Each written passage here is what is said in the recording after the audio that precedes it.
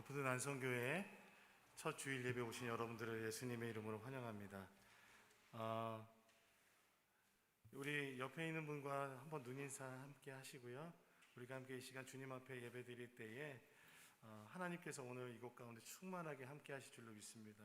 옆에 있는 분에게 오셔서 너무 반갑습니다. 한번 인사하시고, 이제 우리가 하나님께 전심으로 예배를 드리기 원합니다. 우리가 예배를 드릴 때 하나님께서 우리 이곳에 불러주셨습니다. 하나님이 이곳에 예배를 드리도록 우리를 부르시고, 하나님께서 원하시는 것이 있다면 우리가 주님의 임재가 있는 그 보좌 앞으로 나아가기 원하십니다. 우리가 그 마음으로 다 함께 일어나셔서 하나님의 임재를 찬양하도록 하겠습니다.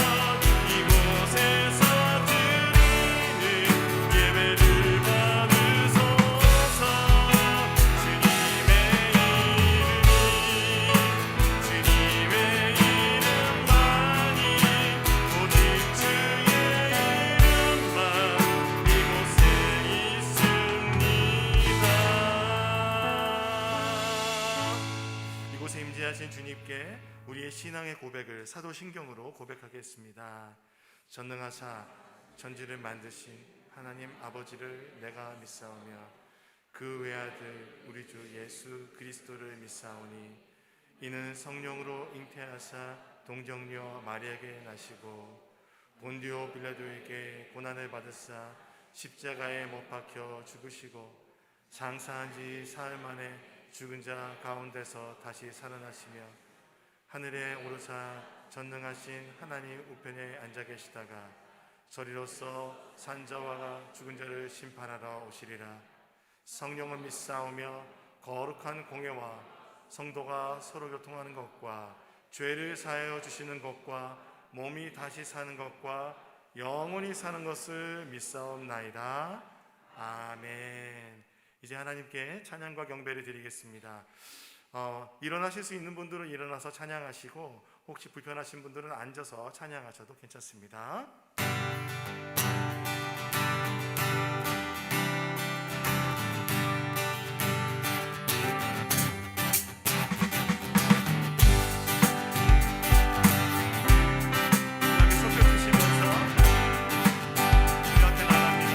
슬픈 마음 믿는 사람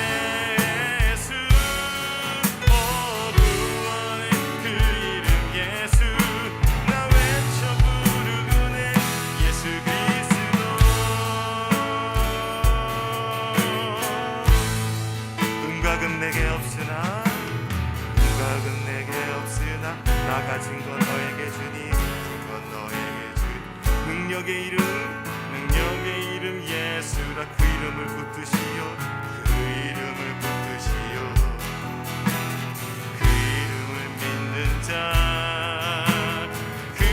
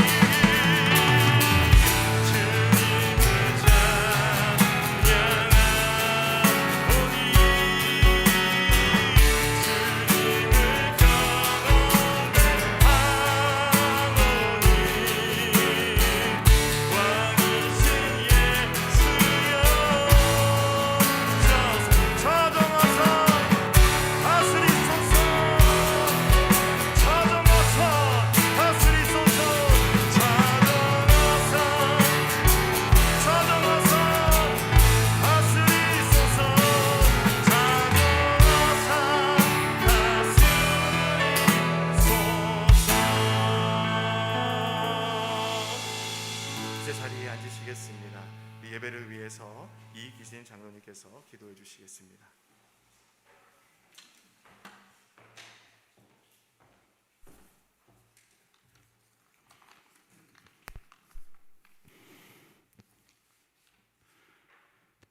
만복의 근원이시고 천지를 창조하신 살아계신 아버지 하나님, 은혜를 감사합니다. 하나님의 사랑, 하나님의 높은 뜻과 은혜를 주셔서 감사합니다. 주님, 오늘도 주님을 찬양하고 경배합니다.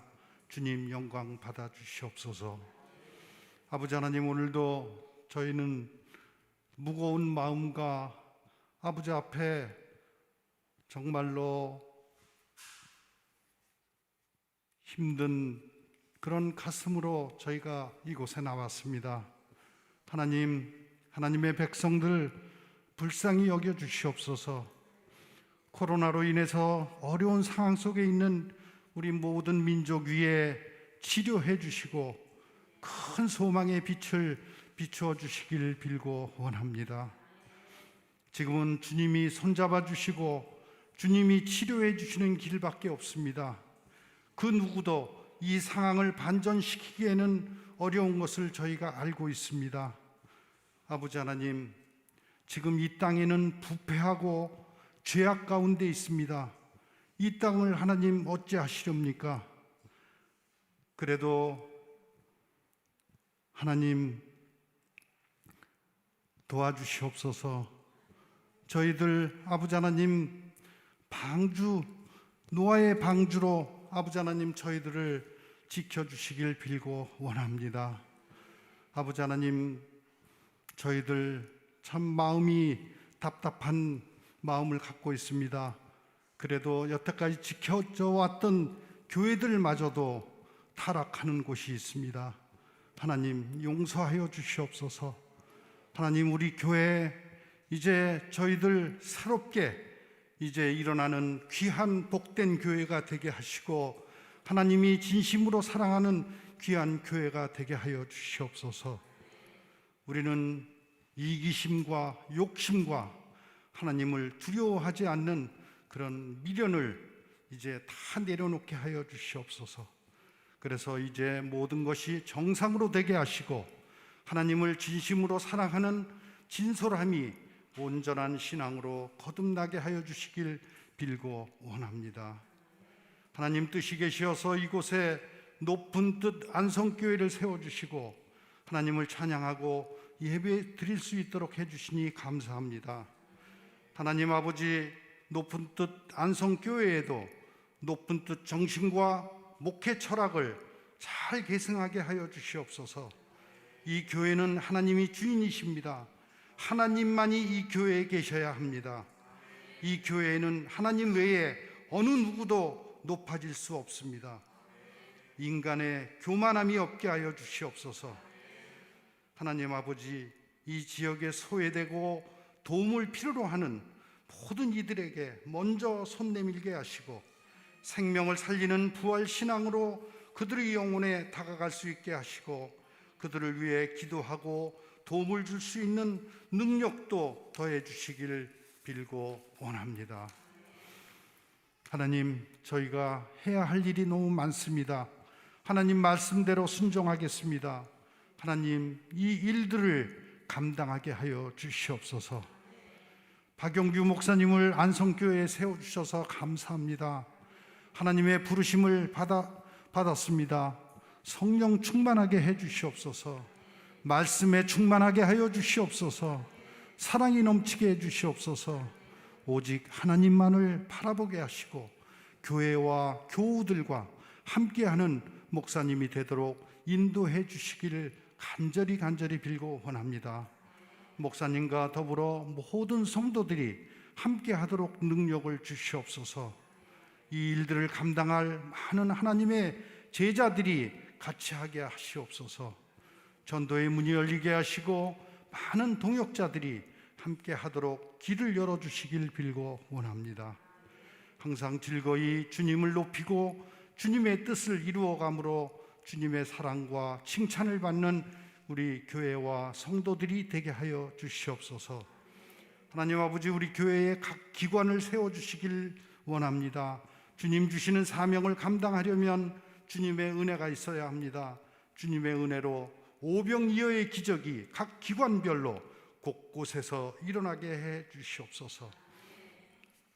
오늘 세워주신 박영규 목사님을 주님 영육간에 강건케 해 주시옵고 하나님의 귀하신 말씀이 선포되기를 간절히 원합니다.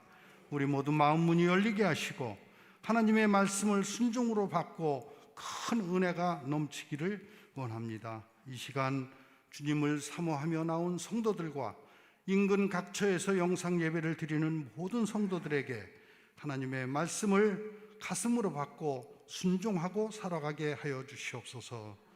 지금도 저희 안성교회를 위해 기도하시고 후원해 주시는 높은 뜻 푸른 교회의 모든 교우들과 목사님에게 하나님의 위로와 하나님의 축복이 임하기를 간절히 기원합니다.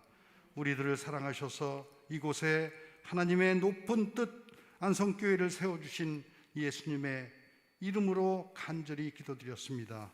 아멘.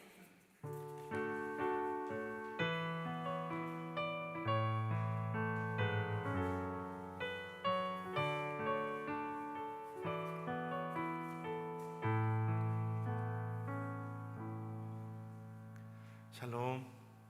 네, 반갑습니다. 우리 광고의 시간은 성도분들을 서로 또 바라보면서 또 교제할 수 있는 시간이기도 합니다. 서로 또 다시 한번 눈인사하시면서, 이게 마스크를 쓰고 있다 보니까 눈을 제대로 이렇게 눈웃음을 이렇게 주셔야 저 사람이 웃고 있구나 알 수 있습니다. 너무 와주셔서 너무 반갑습니다. 여러분 진심으로 환영하고요. 높은 뜻 푸른 교회에서 제가 함께 사역했던 교회에서 또 많은 분들이 오셔서 같이 예배 드려주시고, 또 제가 뵈니까 또 이게 안성 지역에서도 이곳에 오셔서 예배 같이 드리고 있는 것 같습니다. 와주셔서 너무 감사합니다. 그리고 지금 저희가 처음 예배 시작하다 보니까 지금 이렇게 예배 송출하고 또 이렇게 PPT 나가고 이게 모든 게 다 주님의 은혜입니다.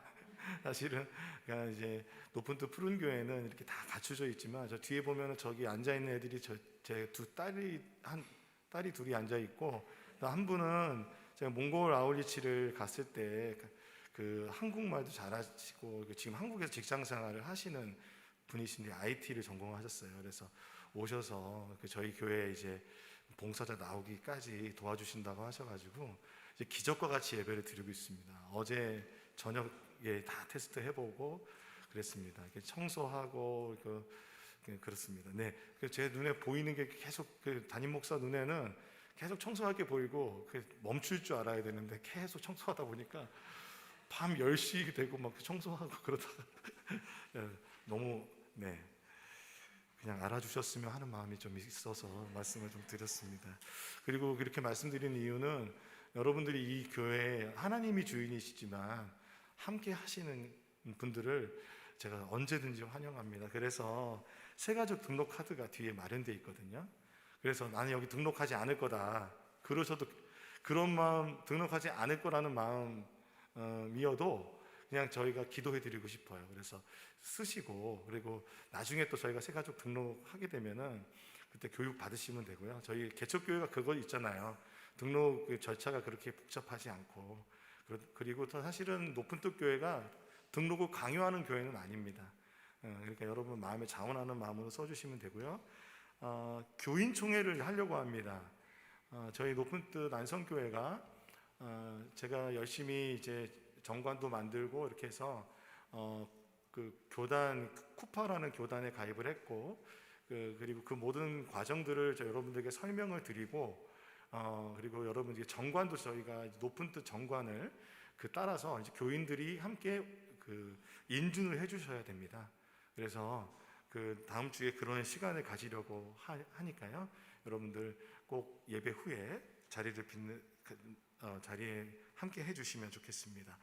추수감사주일 예배를 높은 뜻 푸른 교회에서부터 지금 저희의 높은 뜻 안성교회도 10월 셋째 주에 드리려고 합니다. 첫 예배를 시작하면서 이제 셋째 주 감사 예배를 드리려고 하니까요. 여러분들 하나님께 1년 동안 감사한 마음으로 또 주님 앞에 예배 드리셨으면 좋겠습니다. 지금 주보에는 나와 있지 않지만 여러분 예배 신청할 하실 수 있습니다. 예배 신청하실 수 있는데 지금은 제가 막아놨기 때문에 이따 오후에 예배 신청하실 수 있습니다. 예배 신청하시고 지금 오신 것처럼 보신 것처럼 이렇게 사회적 거리를 두고 예배를 드릴 수 있는 인원을 제가 30명 정도 예상을 하고 있습니다. 이것은 정부 지침은 10%지만 저희가 그 서울 대법원의 이제 그 결정들을 좀 보면서 여기에서 20명 정도 예배를 드릴 수 있는 걸로 제가 생각하고 있습니다. 그리고 식당에도 한 10% 정도 식당의 면적에 합하게 그래서 10명 정도 예배 드릴 수 있게 세팅을 했습니다. 그리고 그렇게 여러분 신청해 주시면 저희가 문자로 다시 안내해 드리도록 하겠습니다. 여기까지 이제 교회 소식을 전해드렸고요. 제가 특별히 인사말 뒤에 쓴 것이 있는데 여러분 나중에 집에 가서 한번 보시고 너무 감사의 말씀을 드리고 싶었습니다. 그리고 나가실 때 저희가 먼 데서 오신 분들이 많이 계셔서 저희 교회가 이제 식당이 있잖아요. 식당이 있어서 그게 참 이렇게 교우들이 함께 교제하고 나눌 수 있는 너무 좋은 시설인데 지금 제공할 수가 없어서 너무 감사하고 죄송한 마음에 김밥을 준비했습니다. 그래서 가실 때 김밥 하나 하고 물통 하나. 여기서 드시고 싶으신 분들은 조금 집이 가까우신 분들은 참아주시고 혹시 대중교통을 이용해서 오셨거나 멀리서 오신 분들은 식당에서 조금 거리를 두시면서 드셔도 괜찮을 것 같습니다. 네, 오늘 여기까지 이제 광고 마치고요. 오늘 우리에게 주신 하나님의 말씀 갈라디아서 6장 11절에서 18절까지 말씀입니다. 이 하나님의 말씀을 제가 한 절 여러분이 한 절 교독하도록 하겠습니다. 내 손으로 너희에게 이렇게 큰 글자로 쓴 것을 보라. 너희에게 할례를 받게 함은 그들이 그리스도의 십자가로 말미암아 박해를 면하려 함뿐이니라. 할례를 받은 그들이라도 스스로 율법은 지키지 아니하고 너희에게 할례를 받게 하는 것은 그들이 너희의 육체로 자랑하려 함이라. 그러나 내게는 우리 주 예수 그리스도의 십자가 외에 결코 자랑할 것이 없으니 그리스도로 말미암아 세상이 나를 대하여 십자가에 못 박히고 내가 또한 세상을 대하여 그러하니라. 할례나 무할례가 아무것도 아니로되 오직 새로 지으심을 받은 것만이 중요하니라. 무릇 이 규례를 행하는 자에게와 하나님의 이스라엘에게 평강과 긍휼이 있을지어다. 이후로는 누구든지 나를 괴롭게 하지 말라. 내가 내 몸에 예수의 흔적을 지니고 있노라. 형제들아, 우리 주 예수 그리스도의 은혜가 너희 심령에 있을지어다. 아멘.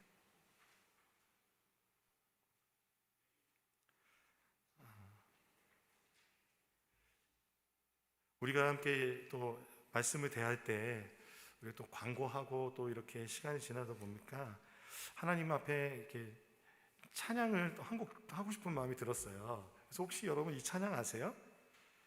은혜로다 주의 은혜라는 찬양인데요. 이 찬양을 한번 우리가 불렀으면 좋겠습니다. 네.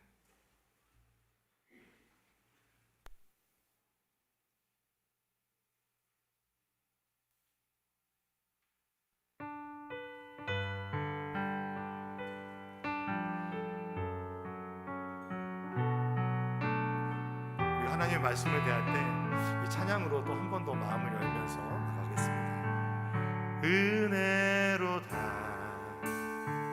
주의 은혜 날 살리신 주님의 그 은혜라. 은혜로다 주의 은혜 날 살리신 주님의 은혜. 한 번 더 고백합니다. 은혜로다 주의 은혜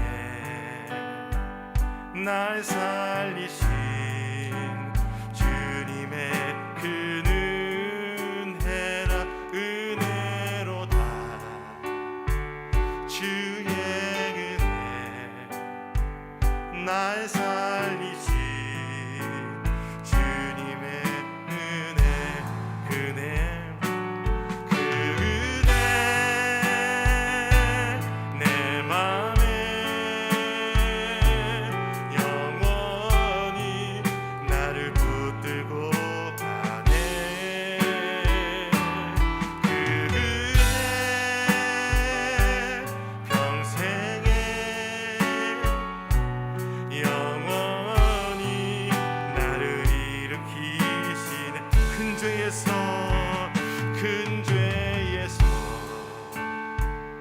날 구했네.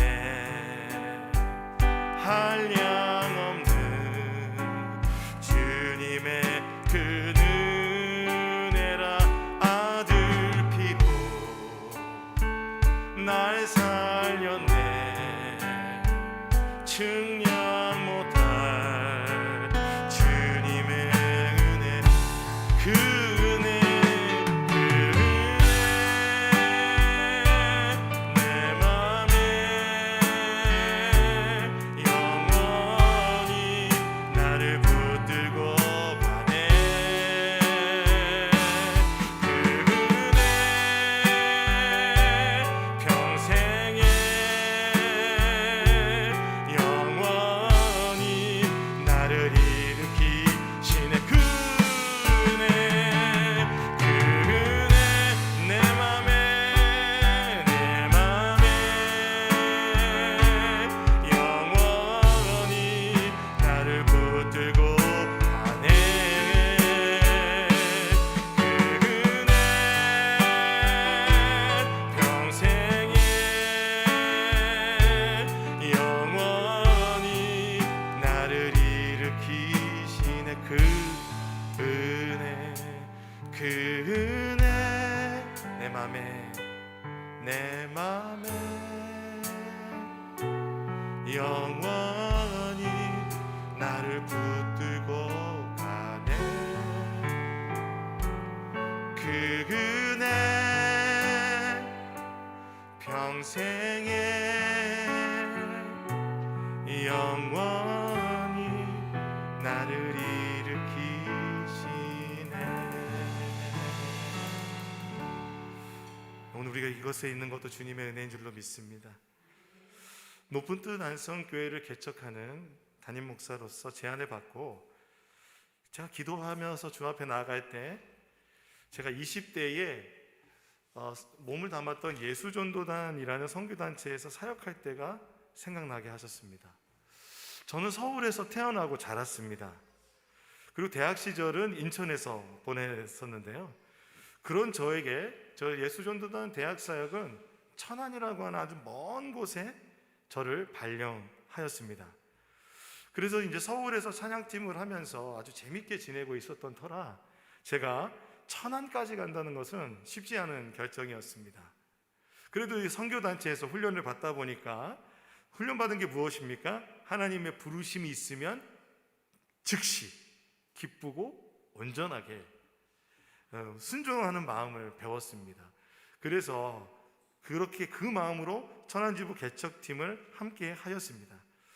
그렇게 천안에 있는 대학생들과 함께 예배하며 캠퍼스 모임을 드리고 그렇게 열심히 사역을 하던 중에 눈병에 걸렸습니다. 눈병에 걸리니까 공동생활을 하는데 함께 할 수 없어서 서울에 한 달 동안 격리 생활을 했습니다. 한 달 동안 격리 생활을 하고 눈병이 회복된 후에 천안에 이제 대학생 모임에 예배를 인도하기 위해서 내려가는 길인데요. 그 내려가는 데 길 찬양을 들으면서 저희 부모님이 빌려주신 경차 티코 아세요? 티코를 타고 하얀색 예쁜 티코였는데 쭉 경부고속도로 타고 가는데 안성을 지나서 조금 지났을 때였습니다. 갑자기 새 소리가 나는 거예요. 새 소리가 나는데 차가 컨트롤이 안 되는 거예요. 여기 보니까 차가 뒤집어지고 있었던 거예요.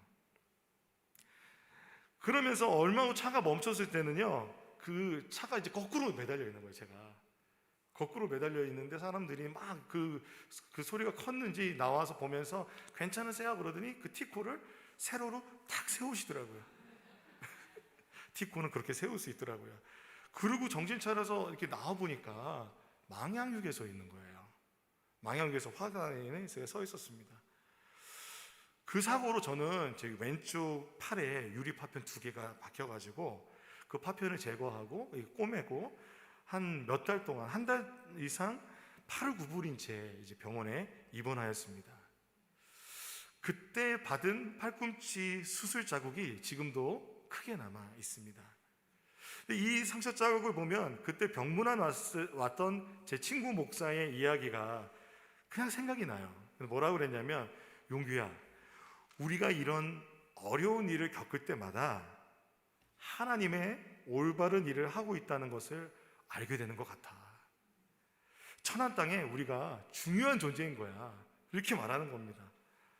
그래서 사실 기쁘고 즐겁고 온전하게 갔지만 사고가 나고 막 힘들다 보니까 서울로 다시 복귀하고 싶은 마음이 있었는데 그 마음 다 접고 천안에서 몇 년간 사역을 했습니다.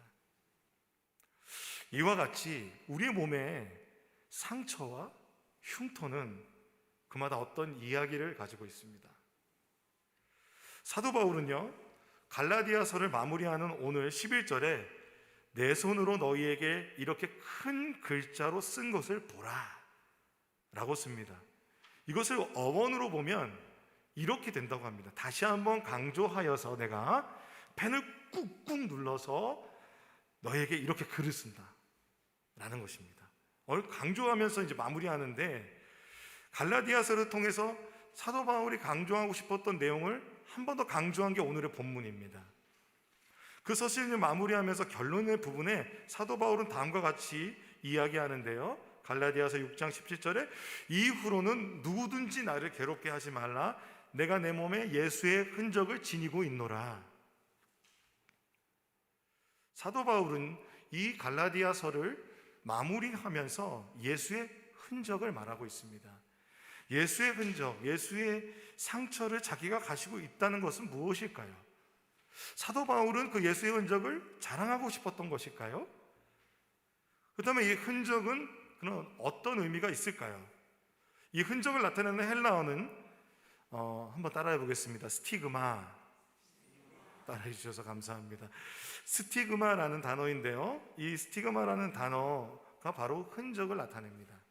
중세 시대에는요, 교인들이 이 스티그마라는 단어가 어떻게 됐냐면, 예수님의 그 손과 발과 옆구리에 난 상처가 그 사람들의 몸에 나타나는 거룩한 어떤 기적을 나타낸다고 생각했습니다. 따라서 바울이 그리스도와 같은 심정으로 그렇게 삶을 살다 보니까 그게 동일화됨으로 자신의 몸에 예수님과 같은 상처가 나타난 것을 발견했다라고 믿었다고 합니다. 실제로 아시시의 성 프란체스코는 그리스도의 상처를 막 묵상하면서 주님 앞에 나아갈 때 그의 손과 발과 옆구리에 거무스름하게 변하면서 피가 조금씩 배어나왔다고 합니다. 이와 같은 신비한 현상, 십자가에 못 박힌 예수님의 상처를 닮은 상처에 대해서 그래서 이 스티그마를 성흔이라고 가톨릭에서는 지금도 부르는 것 같습니다. 손과 발에 난 상처, 가시관에 의하여 생긴 이마의 상처, 창에 찔린 옆구리의 상처들이 몸으로 나타나는 것, 이런 기적적이고 신비한 스티그마, 흔적을 사도 바울이 말하고 있는 것일까요? 그렇지 않은 것 같습니다. 왜 그러냐 하면 갈라디아서를 쓴 이유와 그 내용이 부딪히기 때문에 그렇습니다. 갈라디아서는요, 갈라디아 교인들에게, 갈라디아에 있는 많은 교회들에게 사도 바울이 BC 53년에서 56년경에 3차 전도행을 하면서 에베소 아니면은 마게도냐에서 쓰여졌다고 하는 성경입니다.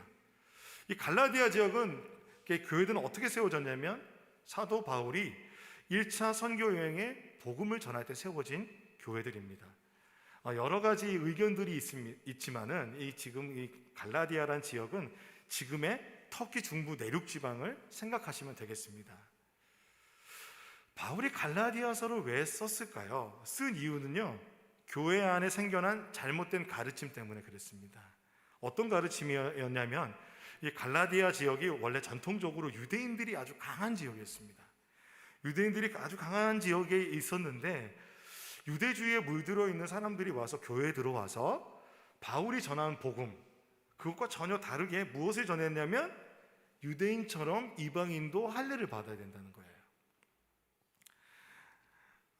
이것은요, 십자가의 복음과는 완전히 다른, 그 십자가의 복음을 대치하는 아주 잘못된 가르침이었습니다.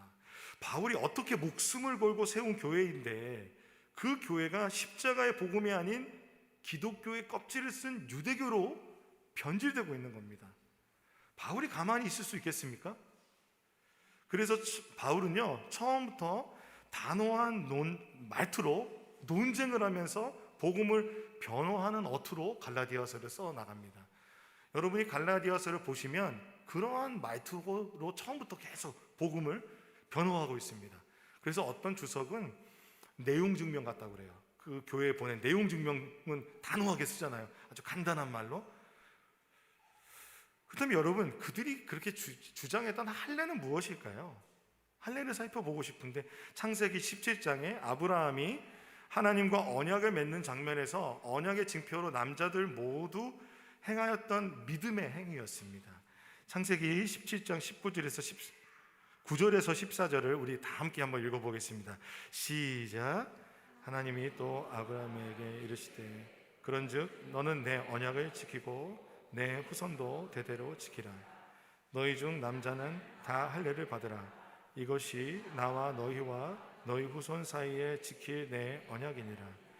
너희는 포피를 베어라. 이것이 나와 너희 사이에 언약의 표징이니라. 너희는 대대로 모든 남자는 집에서 난 자나 또는 너희 자손이 아니라 이방 사람에게서 돈으로 산 자를 막론하고 난 지 8일 만에 할례를 받을 것이라. 너희 집에서 난 자이든지 너희 돈으로 산 자이든지 할례를 받아야 하리니 이에 내 언약이 너희 살에 있어 영원한 언약이 되려니와 할례를 받지 아니한 남자 곧 포피를 베지 아니한 자는 백성 중에서 끊어지리니 그가 내 언약을 배반하였습니다. 그러니까 이 말씀, 창세기 이 말씀은 아브라함이 하나님과 언약을 세우면서 하나님과 언약을 세우면서 그 언약의 징표로서 이 할례를 하나님께서 말씀하셨다는 것입니다. 그러므로 할례는 언약의 징표로 하나님을 나의 언약의 하나님으로 믿는다는 외적인 상징입니다. 이 근적을 평생 가지고 대대손손 이 믿음을 지키고 살아라라는 뜻이 있었던 것이죠. 사랑하는 여러분, 그런데 여기 하나님과 그렇다면 맺는 언약이 중요합니까? 언약에 대한 믿음이 중요합니까? 아니면 할례 그 자체가 중요합니까? 언약이 중요한 것이죠. 절대로 할례는 믿음을 보장해 줄 수 없습니다. 이방인이 할례를 받는다고 유대인이 되지 않습니다. 사실 이방인이 유대인이 될 필요도 없습니다. 사도 바울의 말처럼 하나님은 아브라함이 믿음으로 의롭게 하신 것은 아브라함을 믿음으로 의롭게 하신 것은 우리와 같은 이방인들을 위한 것이라고 꼭 기억해야 된다고 말합니다. 갈라디아서 3장 8절에서 9절 말씀에 또 하나님이 이방을 믿음으로 말미암아 의로 정하실 것을 성경이 미리 알고 먼저 아브라함에게 복음을 전하되 모든 이방인이 너로 말미암아 복을 받으리라 하였느니라. 그러므로 믿음으로 말미암은 자는 믿음이 있는 아브라함과 함께 복을 받느니라. 그러니까 아브라함을 따라가는 것은 할례가 아니라 믿음이라는 것이죠. 그렇다면 왜 다른 복음을 전하는 사람들이 할례를 전하는데 갈라디아 교인들이 할례를 받게 되었을까요? 오늘 본문의 말씀에 여러 가지 이유가 있겠지만 첫 번째는 십자가에 대한 핍박 때문에 그랬다고 했고, 그리고 두 번째는 그 육체로 자랑하기 위함이라고 합니다. 갈라디아서 6장 12절 13절 말씀 제가 읽어드리겠습니다. 무릇 육체의 모양을 내려 하는 자들이 억지로 너희에게 할례를 받게 함은 그들이 그리스도의 십자가로 말미암아 박해를 면하려 함뿐이라. 할례를 받은 그들이라도 스스로 율법을 지키지 아니하고 너희에게 할례를 받게 하려는 것은 그들이 너희의 육체로 자랑하려 함이라. 그러므로 내면적인 믿음보다는 외적인 행위의 증거를 중요하게 생각하고 여기고 자랑하고 있었던 것입니다. 저는 내적인 믿음과 함께 외적인 행위, 그런 상징도 중요하다고 믿습니다. 따라서 예수를 믿는 사람은 세례라는 외적인 그 상징을 통하여 그리스도와 연합합니다. 또 그리스도와 연합한 자는 성찬이라고 하는 외적인 상징을 통하여 하나님을 그리스도의 임재 가운데서 하나님과 연합됩니다. 예수 그리스도와 연합됩니다. 오늘 찬양부를 부를 때도 여러분이 오늘 예배를 드리실 때 찬양의 시간이 좀 기셨죠? 저 서 있는데 힘드셨을 거예요. 그런데 일어서서 함께 찬양하고자 한 것은, 일어서서 함께 하나님을 찬양한다는 것은 우리가 드리는 찬양이 하나님께 드려지기 때문에 일어서서 우리의 마음을 다해서 우리가 좀 더 주님께 집중하여 찬양하고 싶은 것이었습니다. 이해해 주시기 바랍니다. 저는 이것이 성도들에게도 유익하다고 생각합니다. 그런데 외적인 행위의 모습만을 중요하게 생각하여 믿음이 결여된 외적인 행위는 절대로 성령의 열매를 맺지 못할 것입니다. 우리에게 지선아 사랑해라는 에세이로 잘 알려진 한동대학교 사회복지학과 이지성 교수님을 여러분 기억하실 겁니다. 이지성 교수님은 2000년 7월에 귀가하던 길에 교통사고를 당해서 큰 화상을 입었습니다. 전신이 55%의 3도 중화상을 입었습니다. 그 7개월간 입원하여서 30번이 넘는 고통스러운 수술과 재활치료를 받았고, 그것을 받아낸 이후에 회복되어서 미국의 UCLA 대학원에서 사회복지학을 공부하여서 지금은 교수가 되셨습니다. 최근에 유튜브에 이 이지선 교수님의 간증이 있어서 제가 보게 되었는데요, 그분의 이 말이 기억에 제 마음에 들어왔어요. 이렇게 말씀하시는 거예요. 이렇게 어려움을 겪었는데 열심히 참으니, 그리고 열심히 하니까, 노력을 하니까 대학 교수가 되었다, 이런 간증을 하고 싶지 않아요 라고 말씀하시더라고요.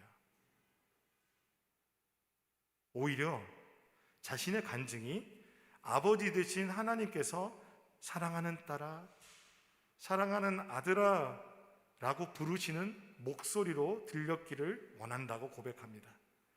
그 극심한 고통 속에서 노력을 해서 이룬 것이 아니라 그 고통 한가운데서 하나님을 믿고 그분을 신뢰하며 그분을 따랐기에 지금의 그 자리에 있을 수 있었다는 그 간증, 우리가 기억해야 할 줄로 믿습니다. 갈라디아 교회에 유대교적 율법주의가 들어와 외적인 모습만을 자랑하는 모습이 한국 교회에서는 어떤 모습일까요? 예수를 믿으면 잘 되고 고난도 없고 고통도 없는 것일까요? 예수를 믿는데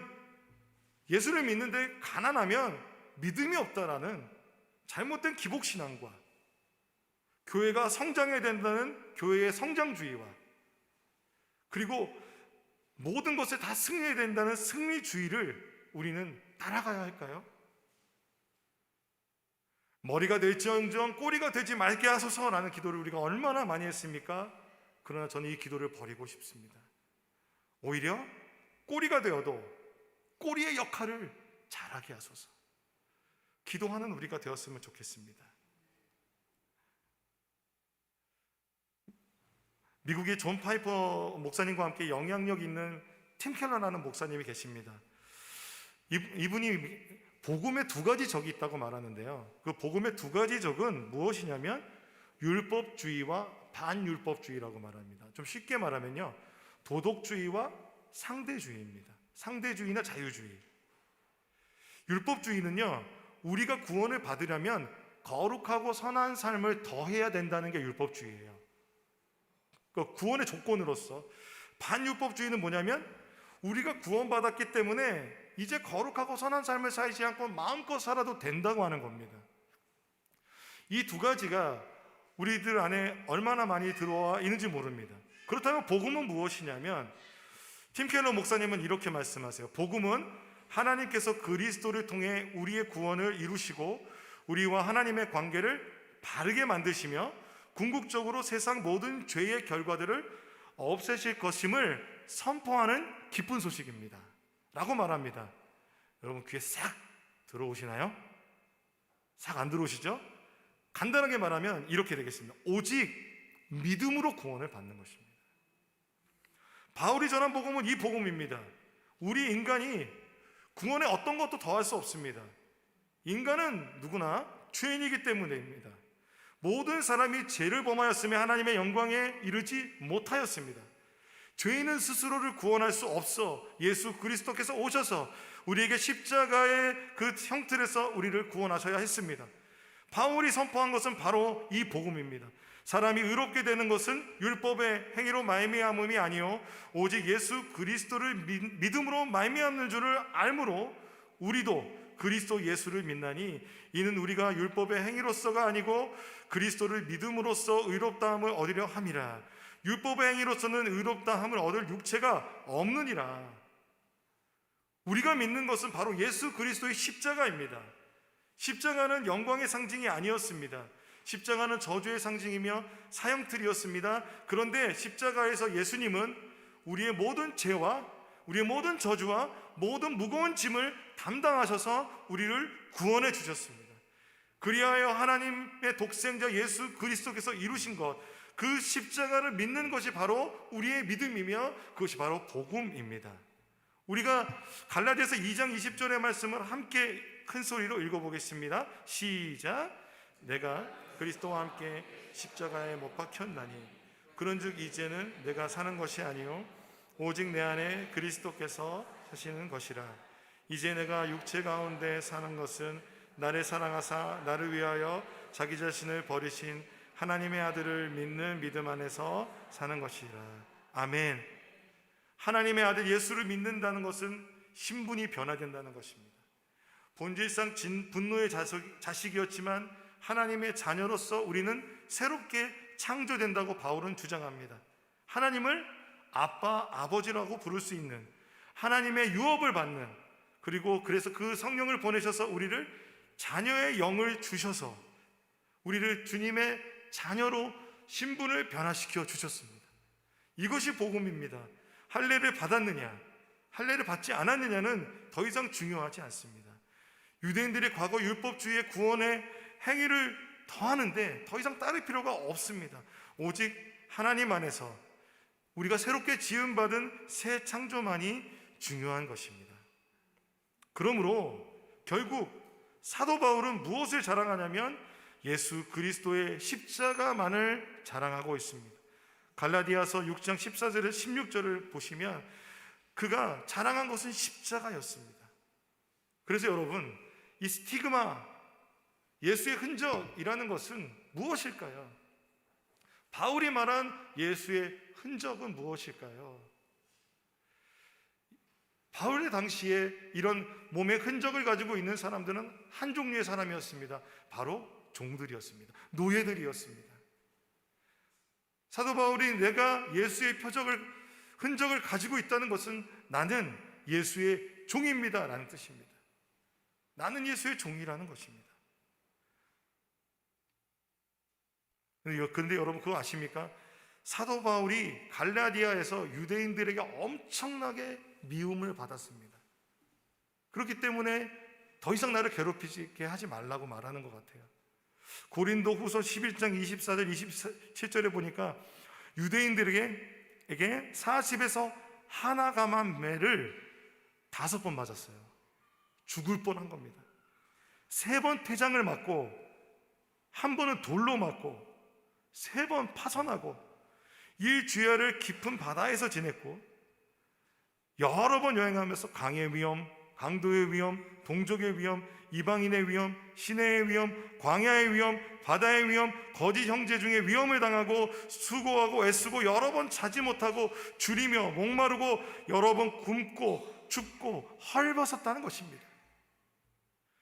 이런 일을 겪으면서 바울은 온몸에 상처가 나고 그로 인하여 생긴 흉터들이 분명히 있었을 것입니다. 이러한 상처들은 특별히 갈라디아 지역을 전도할 때 바울을 죽이기 위한 유대인들을 인해서 더욱 심했을 것입니다. 사랑하는 성도 여러분, 예수를 잘 믿다가, 예수를 열심히 믿다가 고난당하고 마음에 그리고 육신에 질병을 얻고 상처를 받지 않으셨습니까? 하나님의 뜻대로 살기 위해서 하나님의 법과 식대로 살다가 손해보지 않으셨습니까? 그렇다면 여러분, 우리도 예수 그리스도를 믿는, 이 복음을 믿는 우리도 예수의 흔적을 가진 사람들 아닐까요? 노력하니까 잘 되는 인생이 아니라 하나님의 아들, 하나님의 딸로서 아버지와 동행하는 이 세상에 세상은 우리를 실패자라고 말할지라도 우리는 예수의 흔적을 가진 하나님의 자녀 아닙니까?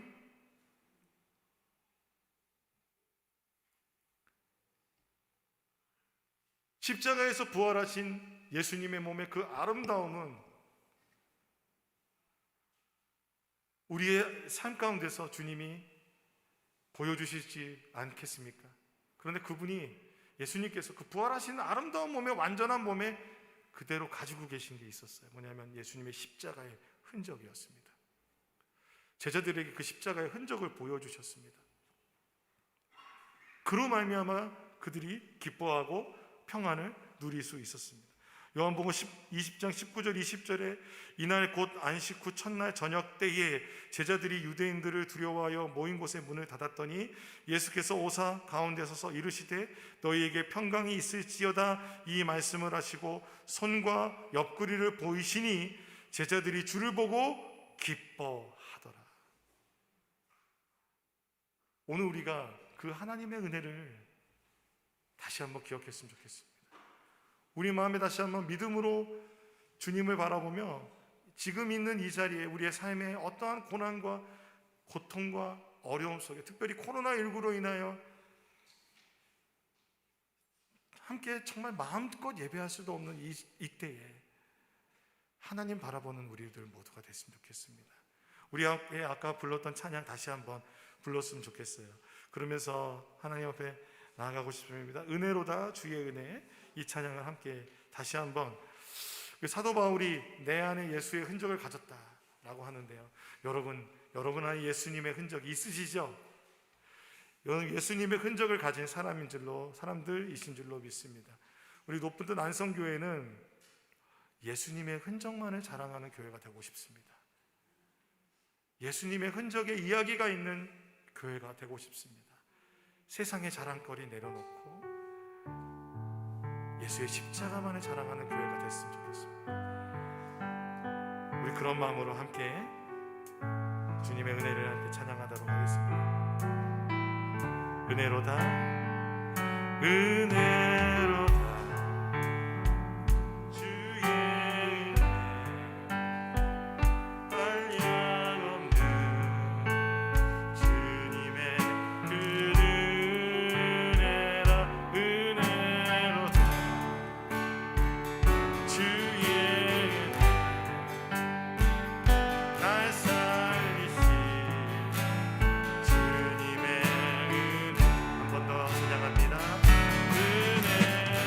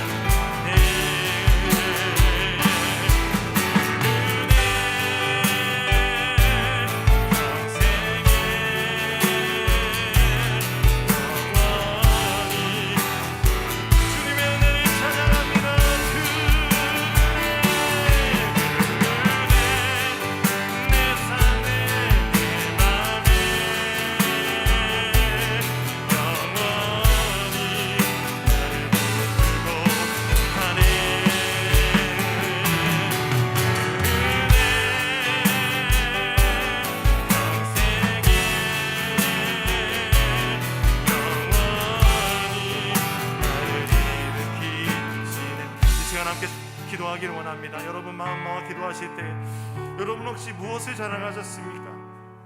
혹시 여러분 몸 안에 있는 예수의 흔적을 부끄러워하진 않으셨습니까? 이 시간 주님 앞에 다시 한번 돌이키면서 주님, 내가 다시 한번 주님 오직 믿음으로 그 십자가의 은혜로 내가 구원받은 것만을 기뻐하며 하나님의 자녀된 것을 인하여 기뻐하며 살아가겠습니다. 내 안에 있는 그 예수의 흔적을 자랑하겠습니다. 내 안에 있는 이 고난으로 인하여 하나님 영광 받아 주시옵소서라고 이 시간 하나님께 다시 한번 우리의 마음을 돌이키며 하나님께 영광 돌리는 기도 함께 드리며 주 앞에 나가겠습니다. 함께 기도하시겠습니다. 사랑과 은혜가 많으신 하나님 아버지, 그렇습니다. 주님, 우리의 마음을 다하여 주님 앞에 나갑니다. 아버지 하나님, 우리의 자랑이 무엇입니까? 하나님, 우리가 무엇을 자랑하고 살았습니까? 세상의 잘됨입니까? 세상의 지위입니까? 세상의 명예입니까? 재정입니까? 하나님 자녀들의 잘됨입니까? 주님, 그 모든 자랑들을 버리게 해주시옵소서. 주님, 우리가 율법의 행위로는 어떤 것도 구원받을 수 없습니다. 주님, 우리 여전히 죄인입니다. 그래서 오직 예수 그리스도의 십자가만을 사랑하게 해주시옵소서. 주님, 주님의 위로와 우리와 함께 해주시옵소서. 주님, 우리를 붙잡아 주시옵소서. 주님, 우리의 마음을 새롭게 해주셔서 예수의 십자가 흔적만을 자랑하게 해주시옵소서.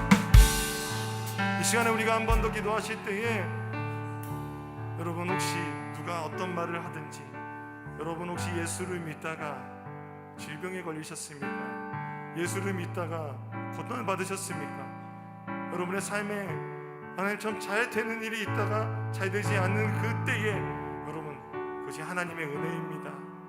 하나님이 여러분을 안으시고 너는 내 자녀야, 사랑하는 아들아, 사랑하는 딸아, 내가 너의 아버지다 라고 주님 말씀해 주실 줄로 믿습니다.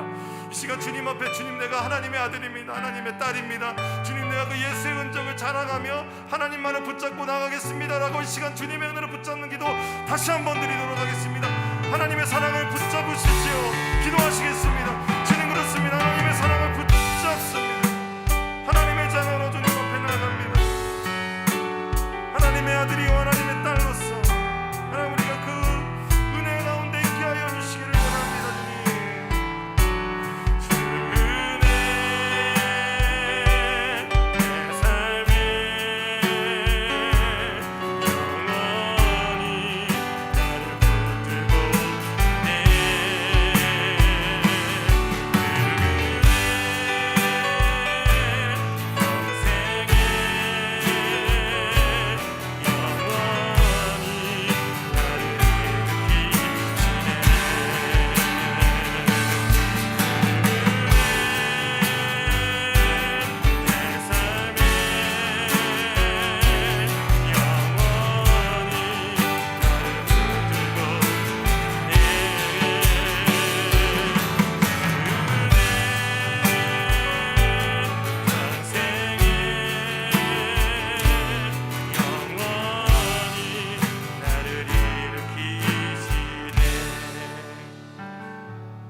사랑의 하나님, 우리를 자녀 삼아주신 아버지 하나님, 우리를 죄에서 구원해 주셔서 감사합니다.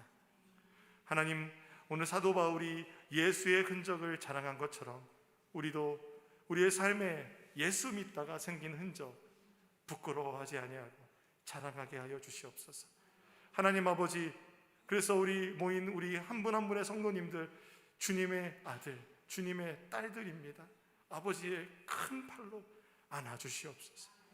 위로하여 주시고 하나님의 그 큰 품의 임재로 말미암아 하나님 위로받게 하여 주시옵소서. 하나님, 그래서 우리의 자랑은 하나님뿐이, 하나님만이 되게 해주시옵소서. 예수의 십자가만을 자랑하는 우리들이 되게 해주시옵소서. 높은 뜻 안성교회는 우리의 잘됨과 우리의 어떠한 그런 승리주의나 성장이 아니라 예수 그리스도만을 자랑하며 하나님이 주인 되신 것만을 자랑하는 우리들이 되게 하여 주시옵소서. 예수님 이름으로 기도합니다. 이제 우리 다 함께 일어나셔서 파송의 찬양 부르신 후에 축도함으로 예배를 마치도록 하겠습니다. 파송의 찬양은 이런 교회 되게 하소서 함께 찬양하겠습니다.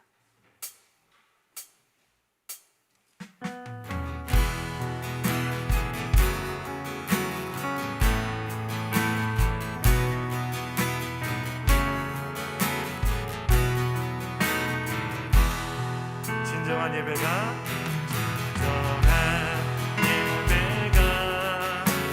숨쉬는 교회 주님이 주인 되시는 교회 믿음의 기도가 쌓이는 교회 최고의 찬양을 드리는 교회 말씀이 살아 움직이는 교회 성도의 사랑이 넘치는 교회 섬김과 헌신이 기쁨이 되어 열매 맺는 아름다운 교회 아멘.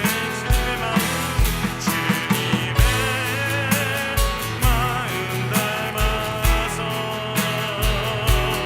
이웃을 사랑하는 교회 주님의 영광을 위해서 빛대신 주님 전하는 교회 사랑의 불꽃이 활짝 피어나 날마다 사랑에 빠지는 교회 주께서 사랑하는 우리 교회가 이런 주님의 마음 닮아서 주님의 마음 닮아서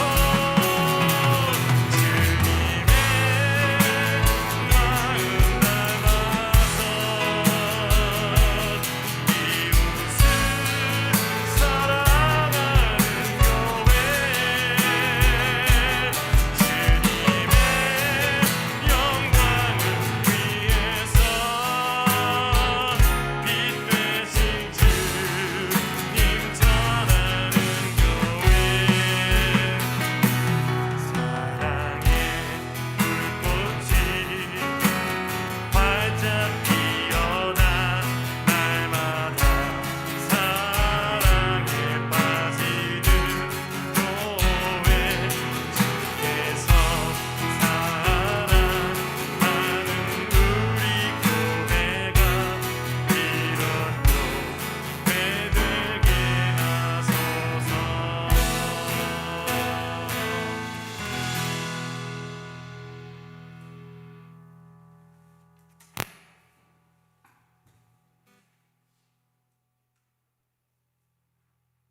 봉헌 기도와 축도를 같이 하겠습니다.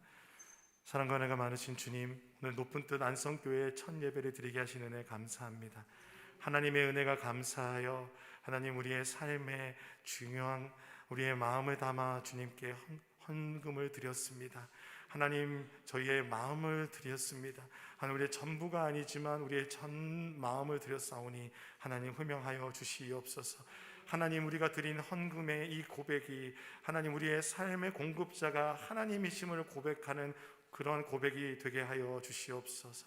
하나님 우리의 마음의 헌신이 우리의 삶의 헌신이 담겨진 헌금이 되게 하여 주시고 하나님 무엇보다도 하나님이 주인 되셔서 이 헌금이 하나님의 나라를 위하여 사용되게 하여 주시옵소서.